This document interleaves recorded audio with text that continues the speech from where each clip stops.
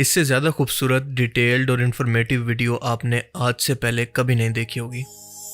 آئیں آج آپ کو آج سے 1400 سال پہلے کے زمانے کے اندر ویژول ٹیکنالوجی اور آرٹیفیشل انٹیلیجنس کی مدد سے واپس لیے چلتے ہیں اور آپ کو دکھاتے ہیں کہ رسول اللہ صلی اللہ علیہ وآلہ وسلم کا گھر، آپ کا محلہ اور وہ گلیاں کیسی تھی جہاں سے آپ گزرا کرتے تھے۔ یہ ویڈیو مدینہ میوزیم کے اندر سعودی گورنمنٹ نے لوگوں کو ایجوکیٹ کرنے کے لیے بنائی ہے، جو کہ ظاہر ہے کہ انٹرنیٹ پر اویلیبل نہیں ہے کیونکہ اس کو ٹکٹ بھر کر دیکھنے جانا پڑتا ہے، پر یہاں پر آپ اس کو فری دیکھ سکتے ہیں۔ تو ہماری ویڈیو شروع ہوتی ہے رسول اللہ صلی اللہ علیہ وآلہ وسلم کی ازواج مطہرات یا پاک بیویوں کے گھروں سے، جو کہ اس زمانے کے حساب سے کچے گھر ہیں۔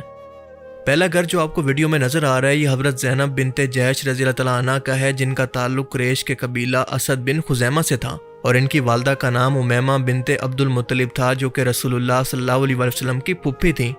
ان کا پہلا نکاح حضرت زید بن حارثہ رضی اللہ تعالیٰ عنہ سے ہوا، جو کہ نبی کریم صلی اللہ علیہ وآلہ وسلم کے آزاد کردہ غلام اور منہ بولے بیٹے تھے، اور یہ نکاح اللہ کی مرضی سے ایک معاشرتی اصلاح کے طور پر ہوا تاکہ عرب معاشرے کے اندر غلاموں اور آزاد عورتوں کے درمیان فرق کو مٹایا جا سکے۔ پر اس نکاح کے بعد ان دونوں کے درمیان طبیعت کا میل نہ ہو سکا اور یہ نکاح زیادہ عرصہ نہ چل سکا۔ آخر کار حضرت زید نے ان کو طلاق دے دی، اور حضرت زینب رضی اللہ تعالیٰ عنہ کا نکاح رسول اللہ صلی اللہ علیہ وآلہ وسلم سے خود اللہ تعالیٰ نے آسمانوں پر فرمایا۔ سورہ الاحزاب آیت 37 کے اندر اللہ فرماتا ہے کہ پھر جب زید نے اس سے تعلق ختم کر لیا تو ہم نے تمہارا نکاح اس سے کر دیا تاکہ مومنوں پر اپنے منہ بولے بیٹوں کی بیویوں کے بارے میں کوئی تنگی نہ رہے۔ اور رسول اللہ صلی اللہ علیہ وآلہ وسلم سے نکاح کرنے کا مقصد یہ تھا کہ اللہ تعالیٰ نے اس رسم کو توڑ دیا کہ آپ کے منہ بولے بیٹے آپ کے حقیقی بیٹے نہیں بن سکتے، یعنی یہ واحد صحابیاں ہیں جن کا نکاح آسمان سے اللہ تعالیٰ نے نبی کریم صلی اللہ علیہ وآلہ وسلم سے فرما دیا، اور ان کے بارے میں نبی کریم صلی اللہ علیہ وآلہ وسلم نے خود فرمایا کہ تم میں سب سے پہلے مجھ سے وہ ملے گی جس کے ہاتھ سب سے زیادہ لمبے ہیں، یعنی وہ سب سے زیادہ صدقہ دینے والی ہے۔ خلیفہ دوم حضرت عمر رضی اللہ تعالیٰ عنہ کے دور خلافت کے اندر ان کا انتقال ہوا۔ اب ذرا اس سے آگے بڑھیں تو حضرت سلمہ رضی اللہ تعالیٰ عنہ کا گھر آتا ہے، جو کہ نبی کریم صلی اللہ علیہ وآلہ وسلم کی نہایت عقل مند، باوقار اور عقل مند بیوی تھیں، اور انہوں نے اسلام کے کئی اہم لمحات کے اندر رسول اللہ صلی اللہ علیہ وآلہ وسلم کی مدد کی اور مشورے دیے۔ اب سب لوگوں کو یقیناً صلح حدیبیہ کا مشہور واقعہ تو یاد ہوگا، جب 1400 صحابہ کرام احرام پہن کر عمرہ کے لیے مکہ مکرمہ پہنچے، لیکن مکہ کے سرداروں نے انکار کر دیا۔ تب آپ صلی اللہ علیہ وآلہ وسلم نے مکہ کے مشرک سرداروں سے صلح حدیبیہ فرمائی، اور صلح کے بعد نبی کریم صلی اللہ علیہ وآلہ وسلم نے اپنے صحابہ کو 3 بار حکم دیا کہ احرام کھول دو اور اپنی قربانی کر لو، لیکن کسی ایک شخص نے بھی آپ کی بات نہ مانی۔ یعنی صحابہ کرام اس صلح سے بہت ناراض تھے اور چاہتے تھے کہ آپ صلی اللہ علیہ وآلہ وسلم اپنے اس فیصلے پر نظر ثانی کریں۔ آپ صلی اللہ علیہ وآلہ وسلم اپنے خیمے میں گئے اور حضرت سلمہ کو یہ بات بتائی تو انہوں نے مشورہ دیا کہ اللہ کے رسول آپ باہر جا کر خود قربانی کریں اور اپنا سر منڈوا لیں، اور یہ لوگ خود بخود آپ کی پیروی کریں گے۔ نبی کریم صلی اللہ علیہ وآلہ وسلم نے ایسا ہی کیا، باہر آئے، قربانی کی، اپنا سر منڈوایا، اور یہ دیکھ کر تمام صحابہ کرام نے فوراً اس پر عمل کیا اور یہ معاملہ ختم ہو گیا۔ اور یہ حضرت سلمہ کی ذہانت کا بس ایک واقعہ ہے۔ ان کا تعلق بنو مخزوم قبیلے سے تھا، یعنی بہت ہی اونچا عرب کے اندر ان کا سٹیٹس تھا، اور بہت ساری احادیث روایات خاص طور پر ان کی طرف سے بیان کی گئی ہیں، خاص طور پر خواتین کے مسائل سے متعلق۔ رسول اللہ صلی اللہ علیہ وآلہ وسلم نے ان سے دل جوئی کی خاطر ان کو سہارا دینے کے لیے ان سے بڑھاپے کے اندر نکاح فرمایا، کیونکہ رسول اللہ صلی اللہ علیہ وآلہ وسلم کی رسالت پر ایمان لانے کے بعد جب سلمہ اور ان کے شوہر حضرت ابو سلمہ مدینہ ہجرت کرنا چاہتے تھے تو ان کے قبیلے نے ان کے بیوی اور بچوں کو جدا کر دیا۔ اب ان کے شوہر تو مدینہ روانہ ہو گئے، لیکن ان کے بچے کو سسرال نے چھین لیا، اور سلمہ کو ان کے قبیلے نے وہیں پر روک لیا، اور وہ پورے 1 سال تک اسی غم کے اندر رویا کرتی۔ آخر کار پورے 1 سال کے بعد ان قبیلے کے لوگوں کو ان پر رحم آ گیا اور ان کو چھوڑ دیا گیا، اور یہ واقعہ حضرت سلمہ کے صبر اور وفا کی بہترین مثال ہے۔ ابو سلمہ کی وفات کے بعد حضرت سلمہ کو انتہائی صدمہ ہوا۔ نبی کریم صلی اللہ علیہ وآلہ وسلم نے یہ دیکھا تو ان سے نکاح کا پیغام بھیجا۔ حضرت سلمہ نے یہ سنا تو جواب دیا کہ میں بوڑھی ہوں، میرے بچے بھی ہیں، اور میں غیرت والی عورت ہوں۔ نبی کریم صلی اللہ علیہ وآلہ وسلم نے فرمایا کہ اللہ تمہارے بچوں کا ولی ہوگا، تمہاری غیرت کو دور کرے گا اور تمہاری عمر کے اندر برکت دے گا، اور اس طرح سے وہ امہات المومنین بن گئی۔ سلمہ کے گھر سے تھوڑا سا آگے بڑھیں تو ان کے بالکل ساتھ خاتون جنت، جنتی عورتوں کی سردار، رسول اللہ صلی اللہ علیہ وآلہ وسلم کی سب سے لاڈلی بیٹی مولا علی علیہ السلام کی زوجہ اور حسن و حسین کی ماں بی بی فاطمہ کا گھر ہے، اور ان کے مرتبے کے لیے تو الفاظ بھی کم ہیں۔ بس یہ جان لیں کہ رسول اللہ صلی اللہ علیہ وآلہ وسلم نے فرمایا کہ فاطمہ میرے جگر کا ٹکڑا ہے، جس نے فاطمہ کو تکلیف دی اس نے مجھے تکلیف دی۔ ایک بار جب نبی کریم صلی اللہ علیہ وآلہ وسلم سے پوچھا گیا کہ آپ کو سب سے زیادہ محبوب کون ہے، آپ صلی اللہ علیہ وآلہ وسلم نے فرمایا کہ فاطمہ۔ حضرت فاطمہ جب آپ سے ملنے آتی تو رسول اللہ صلی اللہ علیہ وآلہ وسلم ان کے استقبال کے لیے کھڑے ہو جایا کرتے۔ حضرت فاطمہ کے گھر کے بالکل پیچھے رسول اللہ صلی اللہ علیہ وآلہ وسلم کی ایک اور زوجہ حضرت سودا کا گھر تھا، اور یہ نبی کریم صلی اللہ علیہ وآلہ وسلم کی دوسری بیوی تھی، جن سے آپ صلی اللہ علیہ وآلہ وسلم نے حضرت ختیجہ کی وفات کے بعد نکاح فرمایا۔ حضرت ختیجہ کی وفات کے بعد نبی کریم صلی اللہ علیہ وآلہ وسلم بہت غمگین تھے، اور حضرت سودا بھی اس وقت بیوہ ہو چکی تھیں۔ وہ بوڑھی، سادہ مگر دیندار اور باوقار خاتون تھی۔ نبی کریم صلی اللہ علیہ وآلہ وسلم نے ان سے نکاح فرمایا تاکہ گھر کا نظام سنبھالنے والی کوئی عورت موجود ہو اور ایک نیک اور بزرگ عورت کو سہارا دیا جائے۔ حضرت عائشہ رضی اللہ تعالیٰ عنہا فرماتی ہیں کہ میں نے سودا سے بڑھ کر کوئی عورت نہیں دیکھی جو کہ سیدھی سادی، دل کھول کر صدقہ کرنے والی اور اپنی باری مجھے بخشنے والی ہو۔ اور ایسا حضرت عائشہ نے اس لیے کہا کہ جب حضرت سودا کی عمر بڑھنے لگی اور نبی کریم صلی اللہ علیہ وآلہ وسلم کو حضرت عائشہ زیادہ محبوب ہو گئی تو حضرت سودا نے اپنی باری حضرت عائشہ کو دے دی تاکہ وہ قیامت کے اندر نبی کریم صلی اللہ علیہ وآلہ وسلم کی بیوی کہلانے کا شرف حاصل کر پائیں۔ ان کا انتقال بھی حضرت عمر کے دور خلافت کے اندر ہوا۔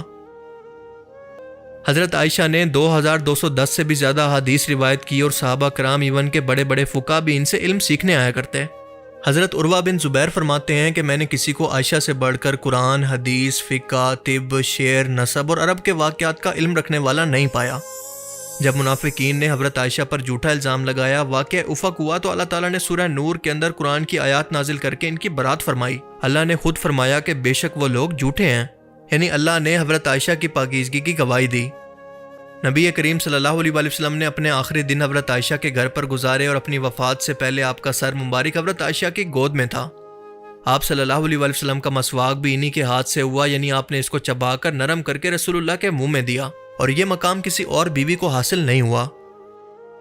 حضرت عائشہ کے ساتھ ہی برابر کے اندر حضرت حفصہ کا گھر تھا، جو کہ دوسرے خلیفہ حضرت عمر بن خطاب کی بیٹی تھیں۔ ان کے پہلے خاوند حضرت انیس بن حذافہ غزوہ بدر کے اندر شریک ہوئے اور یہاں پر شہید ہو گئے۔ حضرت حفصہ رضی اللہ تعالیٰ عنہ پڑھی لکھی اور لکھنے والی خواتین کے اندر شامل تھی، اور قرآن کو محفوظ کرنے والی حافظات میں سے بھی تھیں۔ انہوں نے قرآن کریم کی ایک تحریری کاپی کو اپنے حجرے کے اندر محفوظ رکھا۔ نبی کریم صلی اللہ علیہ وآلہ وسلم کی وفات کے بعد قرآن کے جمع کیے گئے نسخے کو حضرت حفصہ کے پاس رکھا گیا تھا، اور اس طرح سے ان کا حجرہ قرآن کریم کے تحفظ کا پہلا سرکاری کتب خانہ بھی بن گیا۔ اب بڑھتے ہیں حضرت عائشہ کے حجرے کی طرف، جس کا 360 ویو آپ دیکھ سکتے ہیں۔ 5 بائی 6 میٹر لمبائی چوڑائی اور 2.5 میٹر اونچا، جس کے اندر آپ صلی اللہ علیہ وآلہ وسلم کے آرام کے لیے بستر موجود تھا، ایک پانی کا مشکیزہ، ایک چراغ اور کچھ معمولی سامان تھا۔ یہی وہ مقام ہے جہاں پر نبی کریم صلی اللہ علیہ وآلہ وسلم نے اپنی زندگی کے آخری دن گزارے، اور یہیں پر آپ کی وفات ہوئی، اور آج بھی آپ وہیں پر دفن ہیں۔ آج روضہ رسول اسی جگہ کے اوپر موجود ہے، کیونکہ انبیاء کرام کو وہیں پر دفن کیا جاتا ہے جہاں پر ان کا انتقال ہوتا ہے۔ حضرت عائشہ کے گھر کا مین دروازہ کھجور اور بانس سے بنا ہوا تھا، جبکہ گھر کچی مٹی اور پتھروں سے بنا ہوا تھا، اور اس کی چھت کھجور کی شاخوں، اون اور چمڑے سے ڈھکی ہوئی تھی، اور بارش کے اندر یہاں سے پانی ٹپکنے لگتا۔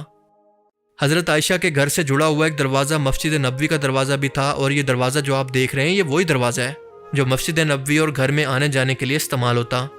آئیں ذرا اب اس دروازے سے اندر داخل ہوتے ہیں، اور یہ تھا مسجد نبوی کا نقشہ آج سے 1400 سال پہلے۔ 11 ہجری میں رسول اللہ صلی اللہ علیہ وآلہ وسلم کی وفات کے بعد جب حضرت ابوبکر کا انتقال ہوا، تب وہ کیونکہ والد تھے اور محرم تھے تو بنا کسی پردے کے حضرت عائشہ گھر کے اندر جا سکتی تھیں، لیکن جب حضرت عمر کا انتقال ہوا تو وہ کیونکہ نامحرم تھے تو ایک پردے کے ذریعے دونوں قبروں کو ایک پردہ لگا کر الگ شناخت دی گئی، جیسا کہ آپ دیکھ سکتے ہیں کہ یہ ہے رسول اللہ صلی اللہ علیہ وآلہ وسلم کی قبر مبارک، اور یہ ہے حضرت عائشہ کے والد حضرت ابوبکر صدیق کی اور خلیفہ دوم حضرت عمر کی۔ اب رسول پاک صلی اللہ علیہ وآلہ وسلم کی قبر کو الگ کرنے کا مقصد یہ تھا کہ لوگ رسول اللہ کی قبر کی زیارت کر سکیں اور یہاں پر آ کر سلام عرض کر سکیں۔